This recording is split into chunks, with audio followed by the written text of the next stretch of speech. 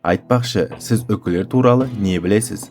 Біз оларды ертегілердегі орманның данагөй құсы немесе Хогвартсқа хат таситын мейірімді, сиқырлы серік деп елестетуге әбден үйренгенбіз. Бірақ бұл поп мәдениет қалыптастырған өте үлкен әрі қауіпті көзбояушылық. Жабайы табиғаттың қатал әлемінде үкі сүйкімді құс емес, ол эволюция жасап шығарған ең мінсіз, ең қатыгез және абсолютті дыбыссыз түнгі өлтірушілер. Олардың ұшқанын ешкім естімейді. Олар жемтігін жарты шақырымнан тіпті жарты метрлік қалың қардың астын қатесіз ести алады. Олар бастарын 270 градусқа бұрап, өз артында не болып жатқанын денесін қозғамай-ақ бақылайды. Олар жемтігін шайнамай тұтастай тірілей жұтып қояды. Армысыздар, құрметті көрермен, бұл айтпақшы арнасы. Бүгін біз қараңғылықтың нағыз қожайындары, көздері мен құлақтары физика заңдарын бұзатын үкілердің жасырын әлеміне саяхат жасаймыз. Бүгінгі үлкен шығарылымда аспандағы нағыз елестер. Үкілер ауада неге ешқандай дыбыс шығармай ұшады? Асимметриялық құлақтар. Олардың құлақтары неге бір деңгейде емес және ол қалай нағыз 3D радар қызметін атқарады? 270 градустық мойын. Үкілер басын бұрғанда неге олардың тамырлары жыртылып қансырап өлмейді? Және ең жиіркенішті факт, олар неге сүйек пен жүнді кесек қылып құсып тастайды? Деміңізді ішіңізге тартыңыз. Бұл видеодан кейін сіз түнде орманға барсаңыз, аспанға үреймен қарайтын боласыз.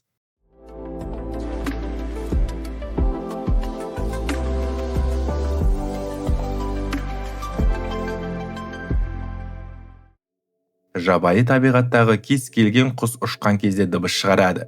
Қанатты қаққан кезде ауа толқындары соғылысып, турбуленттілік пайда болады да, біз ысқырған немесе сатырлаған үнді естиміз.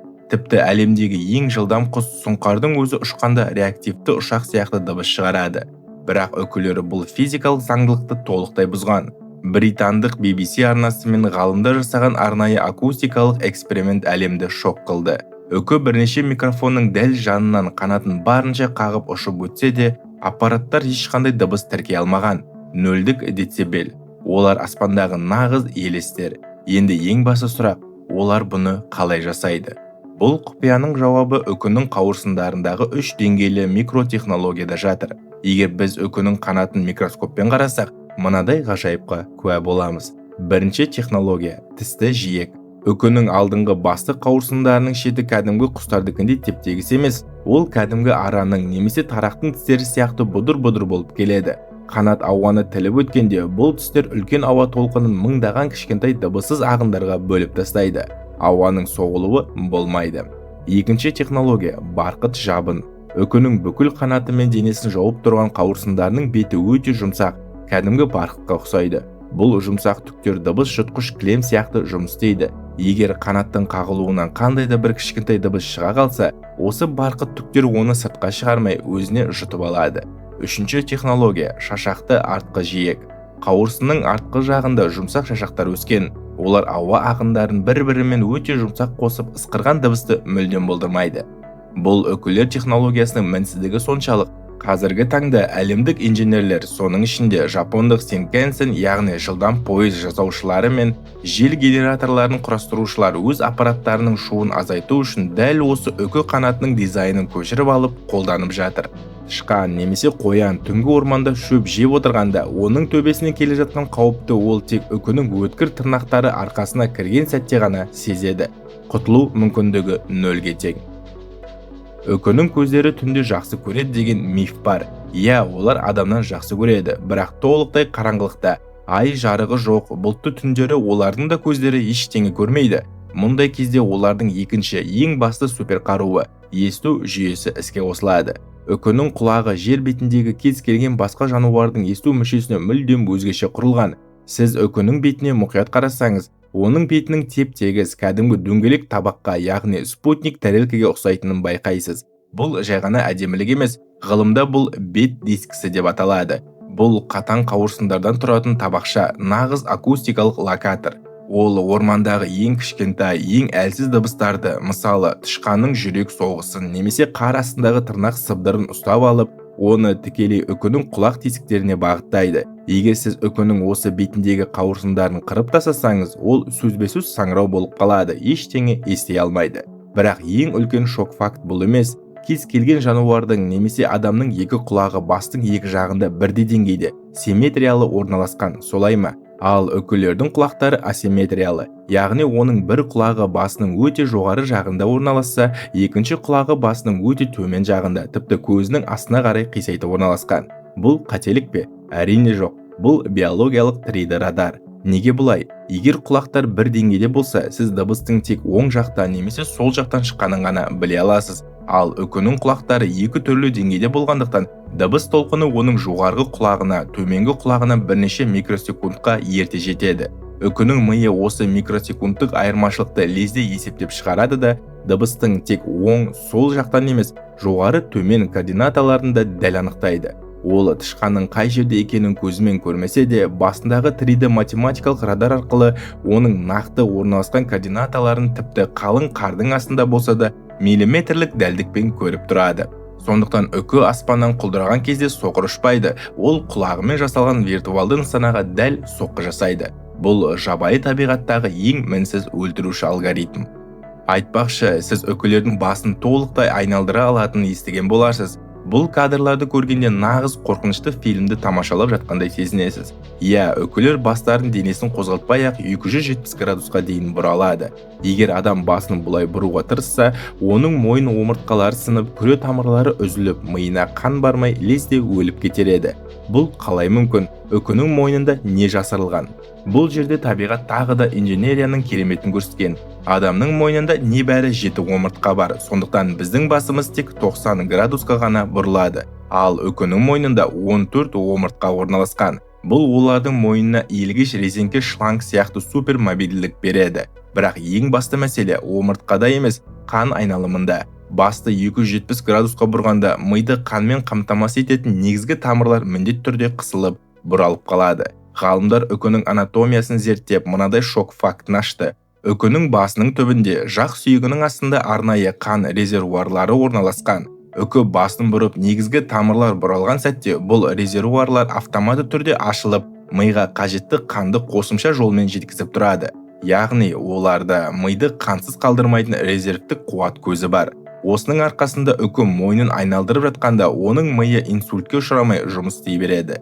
Енді сіз, оған бұл не үшін керек, неге жай ғана денесін бұра салмайды деп ойлайтын шығарсыз. Бұл сұрақтың жауабы оның көздерінде жатыр. Сіз адамдардың сөйлесіп отырып, басын қозғалтпай-ақ көзін қисайтып, жан-жағына қарай алатын білесіз. Біздің көз алмамыз шар тәрізді және оны бұлшықеттер еркін қозғалтады. Ал үкілерде бұл қабілет мүлдем жоқ. Үкі көздерін қисайта алмайды. Олардың алып көздері шар емес, олар ұзын түтікшелер сияқты құрылған. Бұл түтікшелер бастың қаңқасына арнайы сүйек шеңберлерімен тас қылып шегеленген.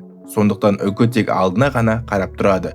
Бұл эволюциялық шешім. Көздері түтікше тәрізді болғандықтан, үкі түнде ең әлсіз жарықтың өзін адамнан 100 есе жақсы жинап алады. Олардың көзі нағыз супер объективті бар телескоп. Бірақ бұл телескопты қозғалту мүмкін емес. Міне парадокс. Үкі айналаны көру үшін оған көзін емес, бүкіл басын қозғалтуға тура келеді. Оның 270 градустық мойны бұл жай ғана бонус емес, бұл оның көздері қозғалмайтындықтан тірі қалу үшін қажетті жалғыз механизм. Бұл екі супер қабілет бір-бірін мінсіз толықтырып тұр.